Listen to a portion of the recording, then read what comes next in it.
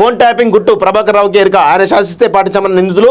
ప్రభాకర్ రావును శాసించేది ఎవరు? ఆయన వాంగ్మూలమే అత్యంత కీలకం. ముగిసిన భుజంగారావు తిరుపతి కస్టడీ, రాధాకిషన్ రావు కస్టడీపై తీర్పు నేటికి వాయిదా అంటూ చూస్తాను. అసలు రాధాకిషన్ అనే ఒక దుర్మార్గుణ్ణి, ఒక జూనియర్ కాసిం రజ్వీ ఎవరైతే ఉన్నారో ఆయన వదిలే ప్రసక్తి లేదు. ఎందుకంటే ఆయన చేయడం వల్ల చాలామంది ఇబ్బందులు పడ్డారు, చాలామంది దెబ్బల పాలయ్యారు వాస్తవంగా చెప్పాలంటే. ఫోన్ ట్యాపింగ్ గుట్టు ప్రభాకర్కి ఎరుక అంటూ కూడా చూస్తాను కదా.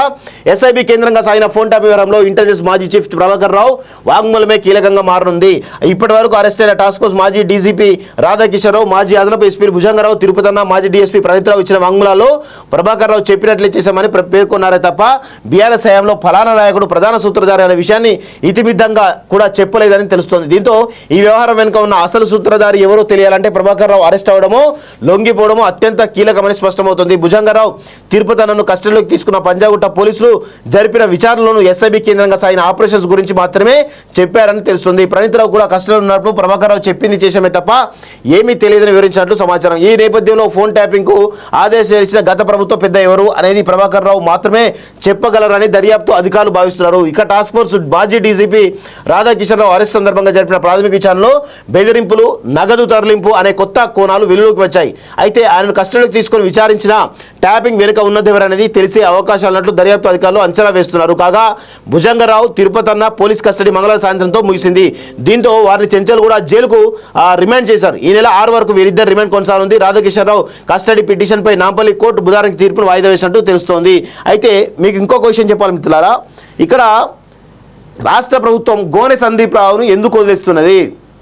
గోనె సందీప్ రావును కూడా అరెస్ట్ చేస్తే ఈ ప్రభుత్వ పెద్దలు ఎవరు బయటకు వస్తారు. ఎందుకు అంటే నేను ఈ కాలేజీ టీవీ లైవ్ వేదికగా చెప్తా ఉన్నాను. ఈ రాష్ట్ర ప్రభుత్వానికి, ఇంటెలిజెన్స్ విభాగానికి, పోలీస్ డిపార్ట్మెంట్ కూడా చెప్తా ఉన్నాను.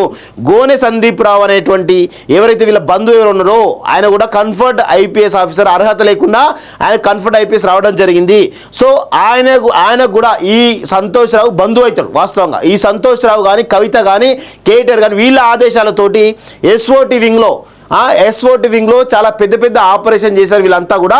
దయచేసి మీరు వీళ్ళందరితో పాటు ఫస్ట్ గోనె సందీప్ రావును కూడా కస్టడీలో తీసుకుంటే గోనె సందీప్ రావు అనేటోడు వీడు కూడా చెప్తాడు ఏందనేది, బరాబర్ చెప్తాడు. వీడు అసలు దొంగ.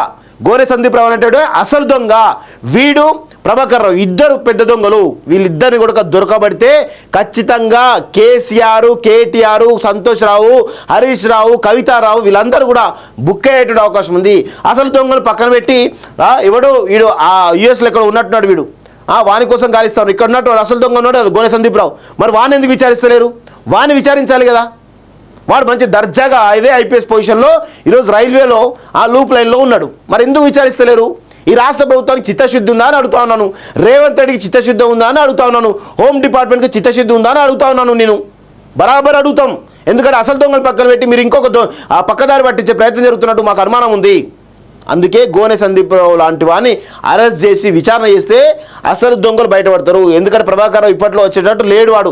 సో వీడు వచ్చే వరకు ఆ విచారణ అనేది నీరుగారిపోతుంది. కాబట్టి గోనె సందీప్ రావుని ఇమీడియట్గా కస్టడీ తీసుకోవాలని చెప్పేసి కూడా నేను కోరుతా ఉన్నాను. కొత్త పేరు పెట్టినా కేటీఆర్ కట. కేటీఆర్ అంటే కల్వకుంట్ల ట్యాపింగ్ రావట. అబ్బాబాబా ఏం పెట్టినావు స్వామి నువ్వు, అయితే మామూలు విషయం కాదు. కేటీఆర్ కల్వకుంట్ల, టీ అంటే ట్యాపింగ్, ఆర్ అంటే రావు. బాబా నువ్వు మామూలు లోడి కాదు.